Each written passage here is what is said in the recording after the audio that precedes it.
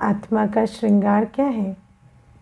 आत्मा अंदर शुद्ध हो जाए, नेगेटिव फीलिंग्स से फ्री हो जाए, शांत पवित्र संकल्प हो, स्नेह की भावना हो अंदर, ऐसा श्रृंगार हो जाता है ना।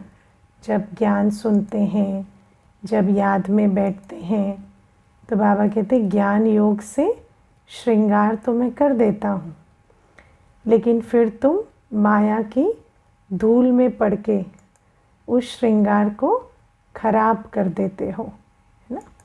तो सारे दिन में माया की बहुत सारी धूल आती है और वो श्रृंगार खराब हो जाता है। अब आज हम थोड़ा गहरी बातें समझेंगे। आज बाबा ने कहा कि तुम अपनी ही भूलों के भ्रम में फंस जाते हो और फिर तुम संशय में आ जाते हो।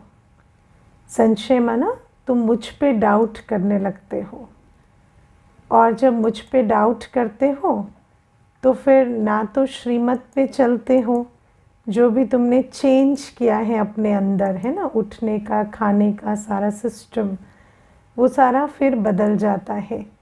जब बाबा पे डाउट आता है, संशय आता है, और फिर बाबा ये भी कहते हैं फिर तुम विकारों पर भी जो जीत पा रहे थे वो भी हो नहीं पाता, क्योंकि वो तो निश्चय के बल से ही पा रहे थे।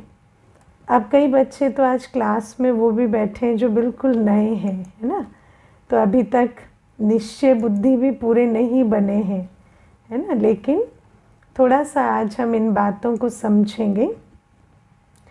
बाबा आज हमें मेनली कहते हैं तुम अपनी ही भूलों के भ्रम में फंस जाते हो ना। अपनी ही भूलों के भ्रम क्या होते हैं?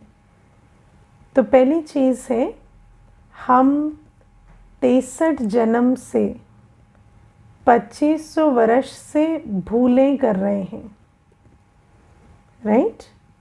हम भूलों की दुनिया में ही रह रहे ना।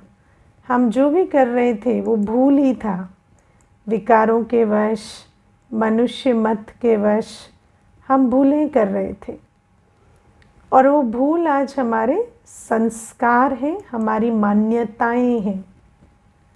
वो भूल आज भूलें नहीं हैं। जो भूलें हमने की हैं वो हमारे संस्कार हैं और हमारी मान्यता है, ठीक है। इसको थोड़ा सा समझेंगे। जैसे एक छोटा सा सेंटेंस लेते हैं, बाबा हमें जो भी हमारी प्रॉब्लम्स हैं उनको ठीक करने का काम करते हैं, ठीक है। अब ये बात भूल है, लेकिन आज ये हमारी मान्यता है ना, क्योंकि हम 63 बर्थ्स भक्ति में यही सीखते हैं कि भगवान क्या करता है, जो भूले, जो प्रॉब्लम्स हम अपने कर्मों से क्रिएट करते हैं उससे हमें निकालने की जिम्मेवारी भगवान की है। यही सोचते हैं ना भक्ति में तो, हाँ। लेकिन ये भूल है, पर ये भूल आज हमारी मान्यता है, और ये जो भूलें हैं इन्हीं में हम फंस जाते हैं, ठीक है। देखो, बाबा हमें उन्हीं मान्यताओं में चलना था जो मान्यताएं हम 63 जन्मों से रखते हुए आ रहे हैं। तो बाबा को आने के बाद 7 दिन का कोर्स कराने की, 21 दिन का कोर्स कराने की, मुरली सुनाने की क्या ज़रूरत थी? जैसे हम पहले बाबा बाबा करते थे और सोचते थे जो भी मुसीबत आएगी बाबा हमें निकाल देगा, वही सिस्टम चलता। फिर इतनी पढ़ाई, इतना ज्ञान, इतना योग किसके लिए, है ना। तो ये जो पढ़ाई है, ये जो याद की विधि है, जो हमें बाबा पवित्रता सिखाते हैं, रूहानी सेवा सिखाते हैं, है ना। राजयोग माना 4 चीज़ें, ज्ञान, योग, पवित्रता और सेवा। ये 4 चीज़ें बाबा हमें सिखाते हैं। अब ये क्यों सिखाते हैं? तो बाबा हमें समझाते हैं कि तुम आत्मा जो यहाँ पर 5000 वर्षों से पाठ बजा रही हूँ ना, तुम्हारे जो तुमने विकर्म किए हैं, उन विकर्मों का खाता, उन विकर्मों का बोझ तुम पर बहुत बड़ा चढ़ा हुआ है, ठीक है। और उस विकर्म के बोझ के कारण तुम्हारे जीवन में बहुत सारी परिस्थितियाँ आएंगी, बहुत सारी अनफेवरेबल आत्माएं जिनका आपको, आपके प्रति कोई स्नेह नहीं होगा, सहयोग नहीं होगा, ऐसी आत्माएं आपके आसपास होंगी। और बहुत सारे प्रकृति के पेपर भी आएंगे, शरीर के पेपर भी आएंगे, बीमारियां भी आएंगी। बाबा कहते हैं ये जो 63 जन्म तुमने विकर्मों में बिताए हैं, विकारी चाल चलन में बिताए हैं, उस कारण से ये सारी बातें होंगी। और ये जो ये समय चल रहा है ना, ये कयामत का समय है जब सारी बातें आती हैं। और इसी कयामत के समय में मैं भगवान भी आया हुआ हूँ, है ना। और मैं तुम्हें, तुम्हारे जो किए हुए कर्म हैं उनको रिवर्स नहीं कर सकता, है ना, क्योंकि वो तुमने किए हैं।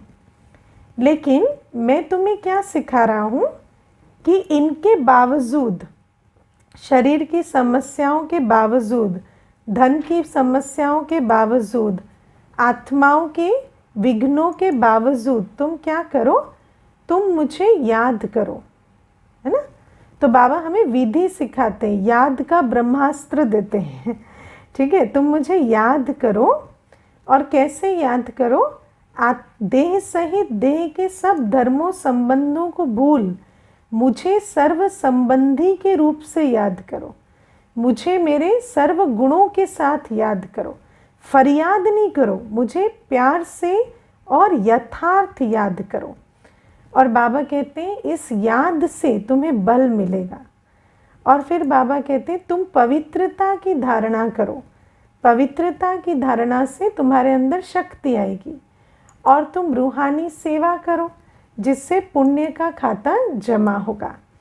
तो बाबा हमें कहते हैं कि अभी तुम्हें ये 2 चीज़ें करनी है। एक, ज्ञान योग धारणा सेवा से तुम्हें क्या करना है, आज जो भी बातें आ रही हैं उसे शक्ति स्वरूप बन के पार करना है।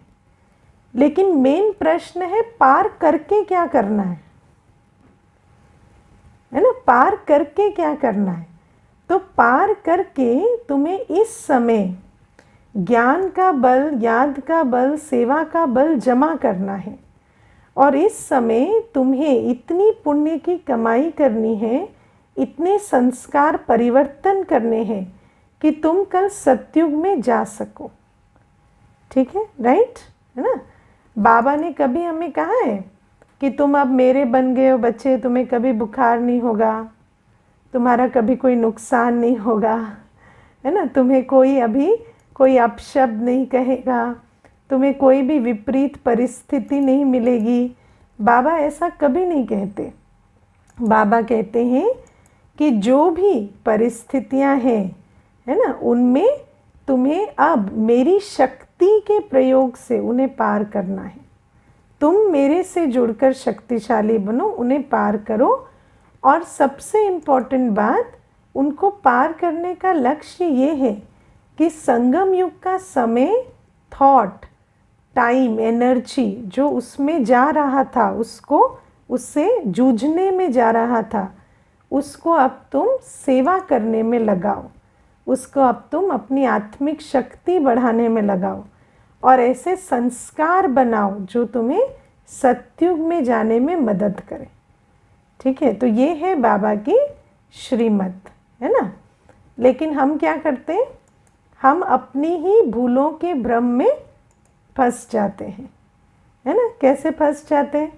जैसे ही कोई विघन आ जाएगा तो कहेंगे हम तो इतने दिनों से मुरली सुन रहे हैं, है ना। मुझे एक बहन ने फ़ोन किया और बोला कि मैंने टीवी पे सुना है कि 21 दिन योग करने से परिवर्तन हो जाता है, इतना ही बोला उसने।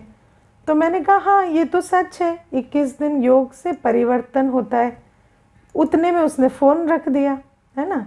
उसके बाद 18 दिन के बाद, 21 भी हुए नहीं है, 18 दिन के बाद मुझे फ़ोन करती है कि मैं सोच रही थी कि एक फलाना एक भाई है ना, एक युवा है, उससे मुझे प्यार हो गया है, तो मैं 18 दिन से योग कर रही हूँ लेकिन उधर से कोई रिस्पॉन्स आ नहीं रहा है, तो मुझे कुछ दिख नहीं रहा है तो कोई परिवर्तन हो नहीं रहा है ना। तो मैंने उसको कहा कि ऐसा थोड़ी है कि आप योग करोगे तो पपीते के पेड़ पे आम उगाएंगे, ऐसा तो कोई नियम नहीं है ना।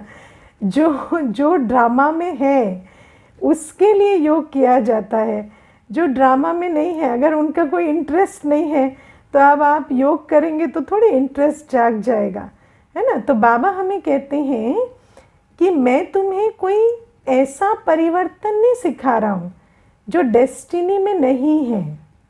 बाबा कहते हैं ये जो विनाश है ये प्रीडेस्टिन्ड है, ये होना ही है। तुम्हारे योग करने से विनाश नहीं होगा या छत गिरेगी सबके सर फूटेंगे तुम्हारा नहीं बच जाएगा, ऐसा कुछ नहीं होने वाला है। लेकिन बाबा कहते हैं कि मुझसे तुम योग लगाएंगे तो तुम इस समय ये जो तुम्हारे 63 जन्मों के पाप है ना, उसको चुक्त करने में अपना टाइम वेस्ट नहीं करोगे, उसको चुक्त करने में अपनी जीवन नहीं लगाओगे, उसको तुम मेरी शक्ति से चुक्त कर लोगे और वो जो टाइम बचेगा उससे तुम अपना भाग्य भी बना लोगे। समझ आया? अब एक बात हमें यहाँ समझ लेनी है, हमारे सिर पर 63 जन्मों का बोझा एनीवेज है और उस बोझे के कारण हमारी परिस्थितियाँ अनुकूल नहीं होने वाली है, हम बाप का बने या ना बने उससे हमारे जीवन में जो परिस्थितियाँ आती हैं उसका कोई लेना देना नहीं है।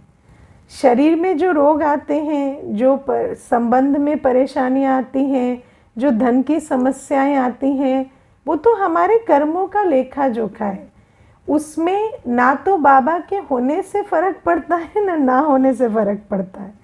लेकिन जब हम बाबा के बनते हैं तो अंतर क्या आता है, हम बाबा के साथ साथ शक्तिशाली बन जाते हैं।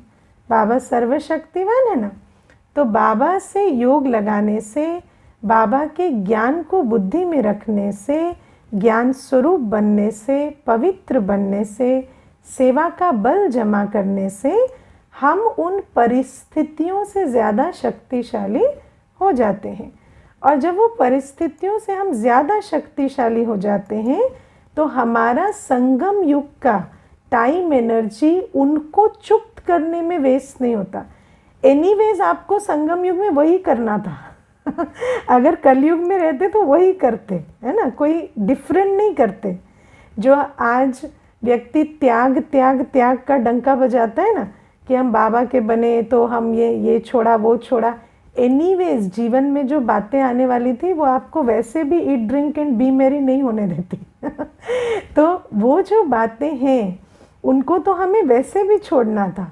लेकिन आज हम जब बाबा के बनते हैं तो उन बातों को तो हम मोहब्बत से पार कर लेते हैं, उसमें कोई मेहनत नहीं लगती।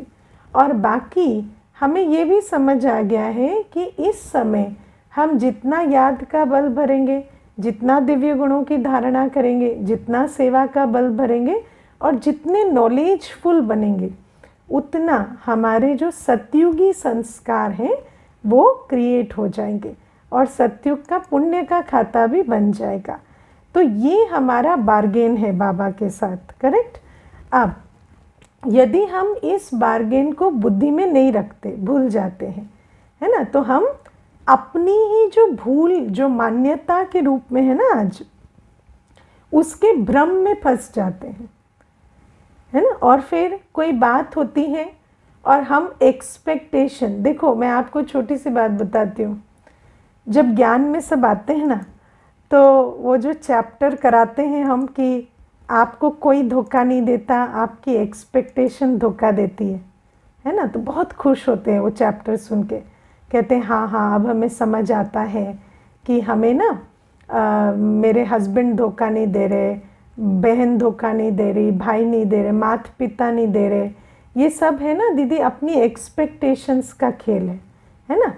तो ये बात मनुष्यों के संदर्भ में बहुत अच्छी समझ आती है, लेकिन फिर क्या कहते हैं, अब क्या है ना दीदी, सबसे तो हमने ना एक्सपेक्टेशन छोड़ दी, लेकिन बाबा से ये एक्सपेक्टेशन थी, बच्चे की आँख खराब थी, ऑपरेशन हुआ, तो देखो ऑपरेशन सक्सेसफुल नहीं हुआ, अभी बाबा से एक्सपेक्टेशन थी एक, वो भी छूट गई, तो अभी ना दिल दुख गया है अभी, और मुरली में नहीं आते हैं, है ना। तो ये क्या है कि पहले समझ आया कि दुख जो है वो मनुष्यों के कारण नहीं है, अपनी एक्सपेक्टेशन के कारण है, वो झूठी है, क्योंकि उस मनुष्य का आपके प्रति ऐसी कोई लाइबिलिटी नहीं है, तो हम उस दुख से तो बच गए। अब हम बाबा के केस में कहेंगे, हम तो बाबा से ये चाह रहे थे कि बाबा ये कर दे, 21 दिन योग भी किया दीदी, भंडारी में सेवा भी की थी, लेकिन भोग भी लगवाया था, लेकिन देखो ये इसकी बजाय ना ये हो गया, तो फिर कहेंगे कि हमारा बड़ा दिल दुख गया, बाबा सुनता नहीं है। लेकिन यहाँ भी बाबा ने आपका दिल नहीं दुखाया बाबा ने तो ऐसा कुछ कहा ही नहीं, बाबा तो कह रहा है कि ये जो सारी बातें हैं ड्रामा प्रमाण होनी है, जिसका जब जो होना है, जो 63 जन्म के विकर्मों के अनुसार जो सीन आनी है वो आएगी, लेकिन अभी जो तुम अपना ज्ञान योग धारणा सेवा में जो अपना तन मन धन लगाओगे ना, उससे तुम्हारे 21 जन्मों का भाग्य बनेगा। अब जैसे तुमने 63 जन्म भक्ति मार्ग की नहीं सुनी है ना, वो भी तो कह रहे थे पाप मत करो, लेकिन कर लिया है ना, तो अब उसकी नहीं सुनी तो आज भुगत रहे। अभी आज कहते हैं भगवान मदद करे, हम क्यों पुरुषार्थ करें, तो फिर 21 जन्म ऐसे ही मुँह देखते रहना, सब नीचे आएंगे स्वर्ग में, तुम ऊपर बैठे रहना, ठीक है ना। तो बाबा कहते हैं कि ये जो समझ है ये रखनी है कि अभी जो हो रहा है उसको बाबा नहीं बदल सकते, क्यों, क्योंकि वो पिछले कर्मों का है ना, लेकिन उसको पार करने की शक्ति देते हैं, और जो आगे का भविष्य है उसको बनाने के लिए बाबा हमें विधि भी सिखा रहे हैं और शक्ति भी दे रहे हैं। बाबा हमें मुरली में कहते हैं कि तुम दुनिया की सबसे भाग्यवान आत्मा हो। हम इतने भाग्यवान क्यों हैं, क्योंकि हमें इस समय बाबा उतना स्वास्थ्य दे रहा है, उतनी मानसिक स्थिति दे रहा है, उतना बाबा हमें धन भी दे रहा है, सहयोग भी दे रहा है, उतना समय भी दे रहा है कि हम पुरुषार्थ करके, है ना, सेवा करके अपना 21 जन्म का भाग्य बना सके। तो बाबा हमें सिर्फ पुराने विकर्मों को विनाश करने की ताकत नहीं दे रहा, लेकिन नया पुण्य का खाता बनाने के लिए भी हमें बाबा इनफ दे रहा है। ये मेरा अनुभव है और अनेकों के केस में ऑब्जर्वेशन है कि भगवान संगम युग में हर आत्मा को स्वपुरुषार्थ और सेवा करने के लिए इनफ तन मन धन समय देता है, ठीक है। तो बाबा कहते हैं इतना मैं तुम्हें दे रहा हूँ, लेकिन जब तुम इस भ्रम में फंस जाते हो ना, ये जो भ्रम है कि बाबा को तो मेरी प्रॉब्लम सॉल्व करनी चाहिए, बाबा को तो मेरी लाइफ इजी बनानी चाहिए, है ना। कई क्या सोचते हैं, हम शुद्ध भोजन खा के बाबा पे एहसान कर रहे हैं ना, तो बाबा को हर 1 किलोमीटर पे मेरे लिए व्यवस्था कर देनी चाहिए कि हर जगह पर मुझे शुद्ध भोजन मुहैया हो सके, है ना। तो इस प्रकार की एक्सपेक्टेशंस रखते हैं, इस प्रकार की हम सोच रखते हैं, फिर दुखी होते हैं, और फिर उस भ्रम में पढ़ के क्या करते हैं, वो जो संगम युग का समय था, है ना, उसको नष्ट कर देते हैं। वो जो संगम युग की पॉसिबिलिटी थी, चांस था, उसको नष्ट कर देते हैं, और फिर सोचते हैं क्या फ़र्क पड़ता है, विकारों में जाएं या कुछ भी करें, बाबा तो वैसे भी मदद नहीं करता, है ना। तो ऐसे ताकत अपनी ख़त्म कर देते हैं। तो बाबा कहते हैं, जैसे कहते हैं ना, मकड़ी अपने ही जाल में फंस जाती है, तो ऐसे ही अपने ही संकल्पों से अपना जाल बुनते हैं और फंस जाते हैं, और फिर धीरे धीरे क्या करते हैं, पूरी एनर्जी ख़त्म कर देते हैं, ठीक है। और फिर बाबा कहते हैं इतनी एनर्जी ख़त्म करने के बाद जब ना सेवा के लायक रहते हैं, ना विकारों से निकल पाते हैं, तो बाबा कहते हैं चलो बच्चे फिर से याद करो कम से कम। तो फिर से तुम्हें कुछ ताकत आएगी, है ना। तो इसी प्रकार हमें पहले समझना है, हम अपनी ही भूल जो मान्यताएं हैं उसके ही भ्रम में फंसते हैं, है ना। और स्पेशली हमारी जो मान्यताएं हैं बाबा को लेकर, क्योंकि भक्ति में जो हमारी मान्यताएं थी वो यही थी कि भगवान की रक्षा, भगवान का प्यार यही है कि वो हमारी क्रिएटेड प्रॉब्लम्स आके मैजिकली सॉल्व करते। लेकिन वो मान्यता सत्य नहीं है, वो अपनी ही भूल है जिसमें हम फंस जाते हैं। तो बाबा ये बात हमें बताते हैं। और फिर बाबा हमें आज माया के बारे में भी बताते हैं कि माया बहुत सारे संकल्प विकल्प लाती है ना। और वो जो संकल्प विकल्प है उसमें आत्मा फंस जाती है ना। आज बाबा क्या कहते हैं, माया तो बहुत विकल्पों में लाएगी, बहुत तूफान आएंगे, दिवाला निकल जाएगा, फिर कहेंगे ये क्या बाबा का बना तो ये हाल हुआ, है ना। दिवाला निकल जाएगा माने पैसा ख़त्म, हाँ। तो फिर कहेंगे बाबा का बने तो ऐसा हो गया, है ना। फिर कहते बाबा, परंतु बाप कहते तुमने तो शिव बाबा को सब कुछ दे दिया, तुम तो ट्रस्टी हो, वो तुमको पूरा हिसाब दे देंगे, तुम चिंता क्यों करते हो, है ना। तो फिर यही बात जो माया की बाबा कहते हैं ना कि वैसे देखो बाबा ने हमें राजयोग में क्या सिखाया है।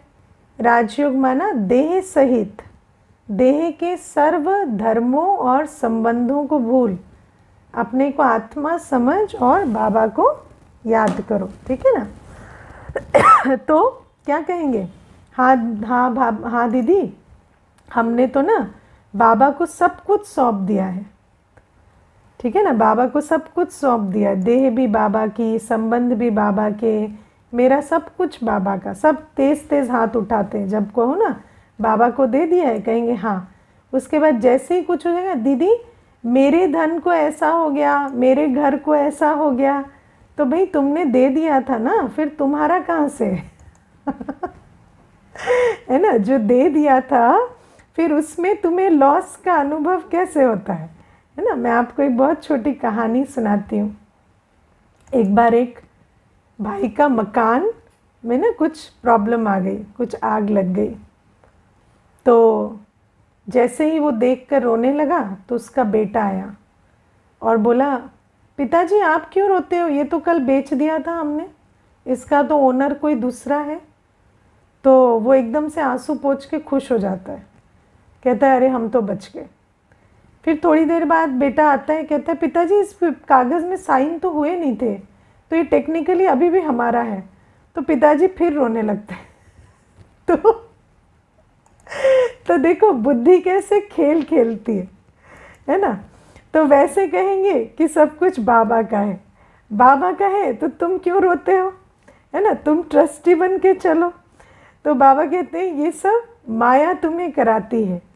दुनिया में जो भी देखो, पहले दिन क्लास करते हो ना तो यही ज्ञान मिलता है कि सब कुछ विनाशी है, लेकिन विनाशी के पीछे इतना पड़े रहते हैं कि जो अविनाशी बाबा है और जिसके श्रीमत पर चलकर अविनाशी भाग्य बन रहा है ना, उसको छोड़ने में थोड़ी भी देर नहीं लगाते, है ना। तो ये भी छोटी सी बात समझनी है।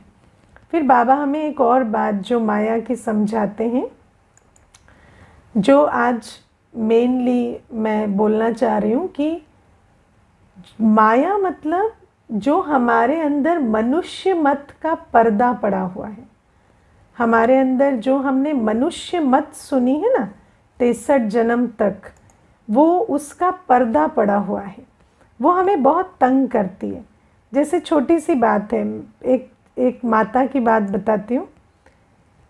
जब तक माता ज्ञान में जब आई ना तो बहुत समय तक कहती थी, दीदी सचमुच हम तो अकेले आए हैं, अकेले जाना है, हमें किसी की क्या आवश्यकता है, सब संबंधी जो हैं वो तो ऐसे ही है ना, ट्रेन में मुसाफिर की तरह हैं, इकट्ठे चल रहे हैं, लेकिन उनसे हमारा कोई वास्तविक संबंध नहीं है, ठीक है ना।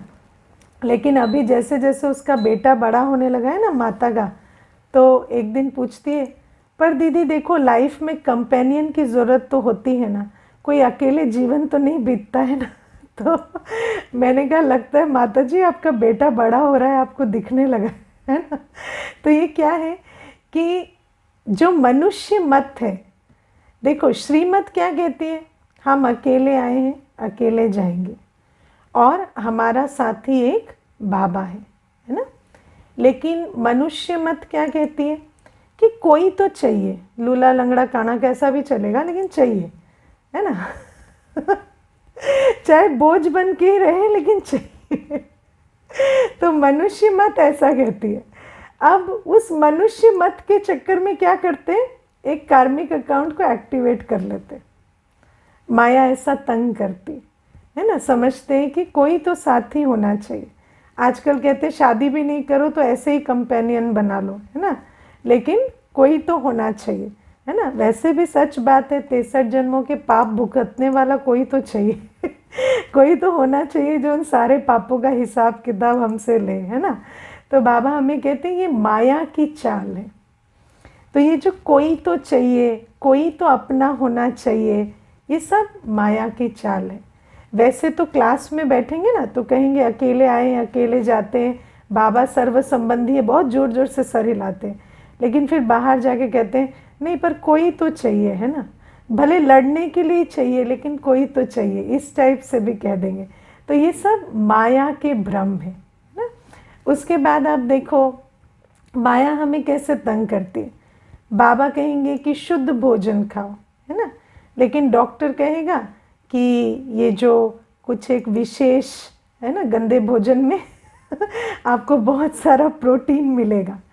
और फिर आत्मा क्या है, कहेगी पता नहीं इससे हेल्थ होती है, इसमें प्रोटीन ज़्यादा होता है, इसमें ऐसा होता है।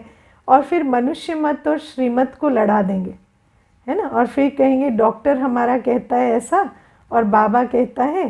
तो एक बार एक माता ने मुझे कहा कि डॉक्टर कहता है कि आपको तो ये एक चीज़ खानी पड़ेगी, इसमें प्रोटीन बहुत ज़्यादा है और अगर आप नहीं खाएंगे तो आपका स्वास्थ्य खराब हो रहा है, आपको प्रोटीन की कमी है। तो मैंने उसको कहा ठीक है, आप डॉक्टर को कहना कि वो लिख के दे आपको कि अगर आप ये खाएंगे जो भी 1 वर्ष 2 वर्ष जो भी वो कहता है तो आप निश्चित ठीक हो जाएंगे, नहीं तो पेनल्टी भरेगा, है ना। तो वो माता गई तो डॉक्टर कहता नहीं ऐसा तो मैं गारंटी नहीं दे सकता। तो अब आप देखो कि डॉक्टर गारंटी नहीं दे रहा है ना, लेकिन डॉक्टर अपनी मत दे रहा है और बाबा गारंटी दे रहा है कि तुम मेरी श्रीमत पर चलो तो सही, तुम्हें 21 जन्म स्वर्ग की राजा ही मिलेगी, सुख शांति संपत्ति स्वास्थ्य सब कुछ मिलेगा। लेकिन फिर भी हम क्या करते हैं, अपने मन को उसमें भटका देते हैं, है ना। तो बाबा हमें कहते हैं ये जो माया है ना ये बहुत तरह से तंग करती है। अच्छा अब आप देखो दुनिया में हमें कहते हैं हम जितने भी संबंध बनाते हैं ना वो सिक्योरिटी के लिए बनाते हैं। इस जन्म में सिक्योरिटी के लिए हम कुछ भी करते हैं, कहीं पे भी अपना टाइम इन्वेस्ट करते हैं, पैसा इन्वेस्ट करते हैं, रिलेशनशिप्स बनाते हैं।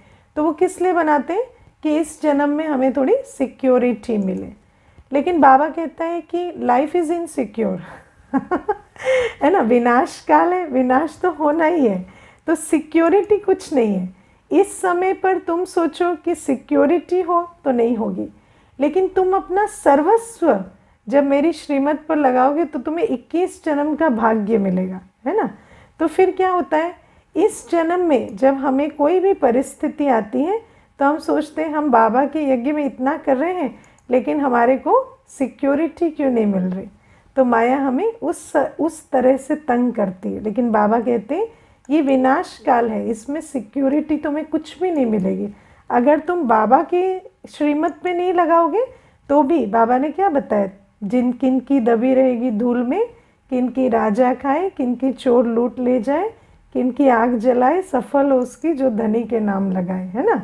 तो अगर नहीं भी बाबा की श्रीमत पे लगाओगे तो कोई तुम्हारे काम नहीं आएगा, वो सब कुछ वेस्ट हो जाएगा, या तो धूल में दबा रहेगा, या राजा खाएगा, गवर्नमेंट ले जाएगी, या है ना चोर लूट लेंगे, कुछ ना कुछ होगा, है ना।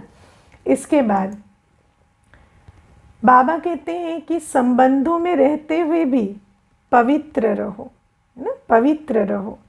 लेकिन व्यक्ति समझता है शायद पवित्र रहने से हमारे संबंध बिगड़ जाएंगे, है ना। पवित्रता को यदि हम अपने जीवन में धारण करें तो हमारे संबंध बिगड़ जाएंगे।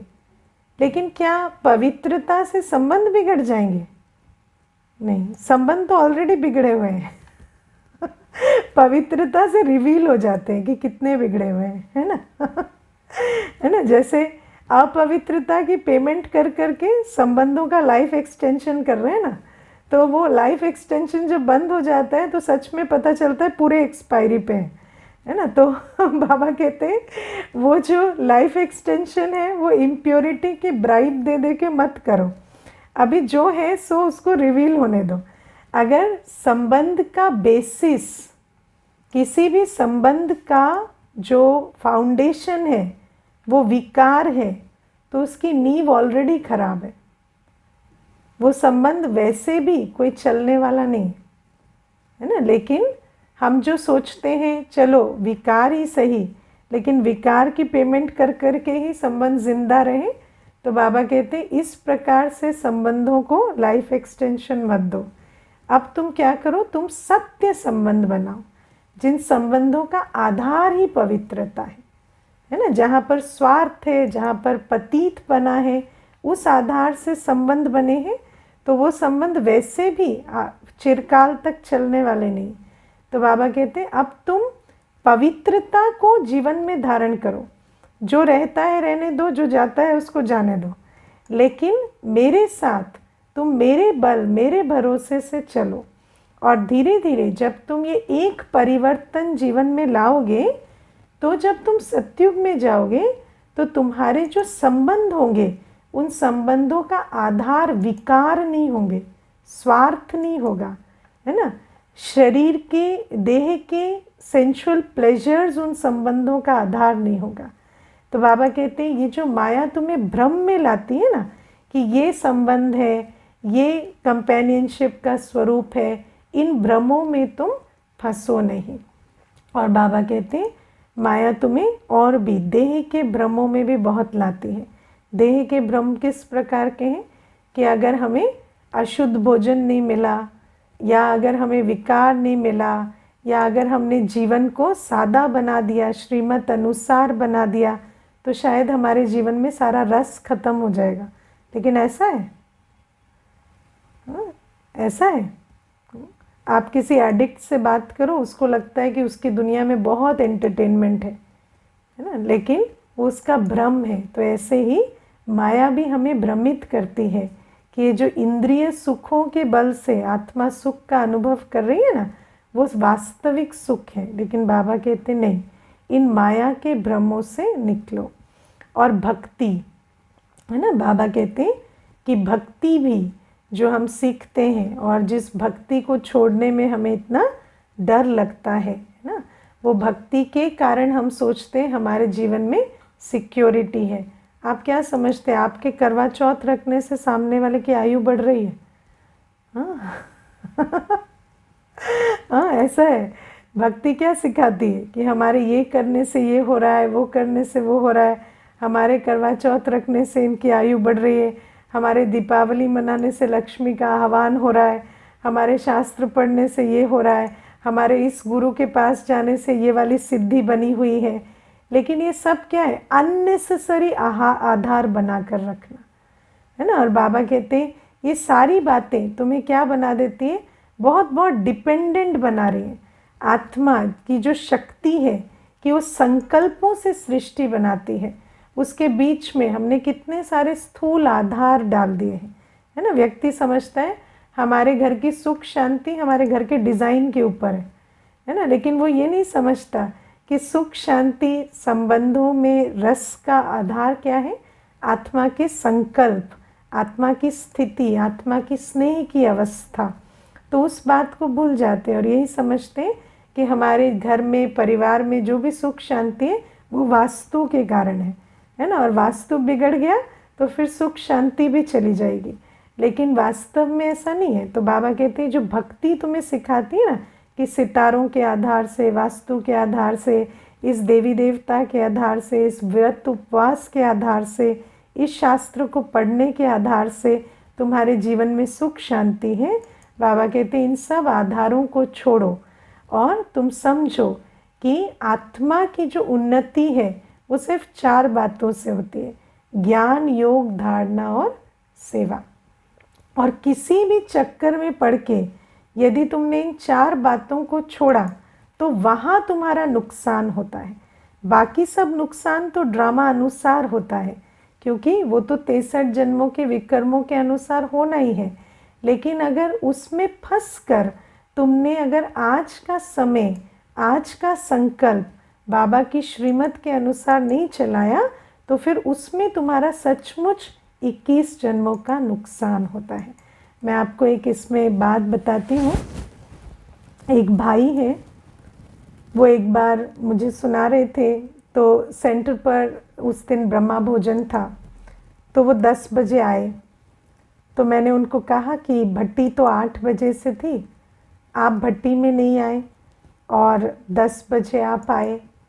तो मुझे कहते हैं दीदी आज तो कुछ ऐसा हुआ कि मैं आपको वैसे भी बताना चाहता था। तो कहते मैं जैसे ही 7:30 बजे तैयार हो गया कि मुझे सेंटर आना है, तो मुझे खबर आई कि मैं सेल्स का काम करता हूँ, तो मेरा एक ट्रक पकड़ा गया है ना। मैं बिज़नेस करता हूँ, तो सेल्स वालों ने मेरा एक ट्रक पकड़ लिया है। तो जब वो ट्रक पकड़ लिया गया तो मेरी मनोबल बिल्कुल ढीला हो गया। तो मैंने सोचा आज तो मैं नहीं जा पाऊँगा भट्टी में। तो फिर जो भाई हैं जिन्होंने मुझे ज्ञान में इंट्रोड्यूस किया था, उसी समय वो आ गए।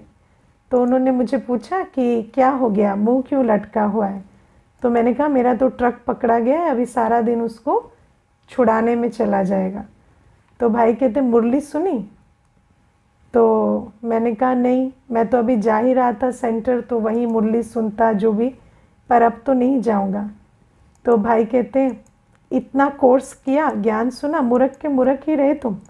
हाँ, तो मैंने कहा एक तो नुकसान हो गया, ऊपर से मुझे मूर्ख भी कह रहे हैं, है ना। तो बाबा, तो फिर वो भाई कहता है ये जो ट्रक तुम्हारा पकड़ा गया ये तो छूट भी जाएगा, उसकी पॉसिबिलिटी है, लेकिन ये जो तुमने नुकसान किया ना 1.5 घंटा, अभी जो तुम विचार विमर्श कर रहे हो, गए नहीं भट्टी में, ये जो 1.5 घंटे का नुकसान किया, ये तुम्हारा 21 जन्मों तक अब इसका तुम्हें बेनिफिट नहीं मिल सकता।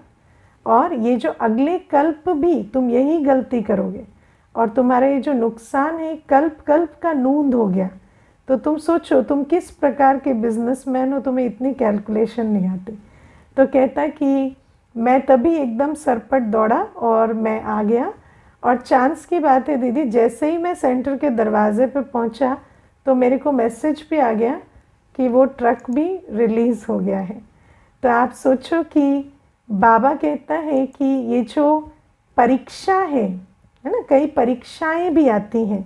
कई तो होता है कि जो ड्रामा में नूंद है वो होता है, लेकिन कई बार परीक्षा भी आती है। लेकिन परीक्षा में भी तो फेल हो गए ना, क्योंकि वो जो टाइम लॉस किया वो तो अब कभी भी रिकवर नहीं हो सकता, वो जो हम उस समय शक्ति भर सकते। तो बाबा कहते हैं जो झूठा गेन और लॉस है ना, जो कलयुग में होना ही है, उसमें उसके चक्कर में पड़कर जो सच्चा गेन और लॉस है उसको भूल जाते हैं। तो ये है माया के भ्रम। ओके, ओम शांति।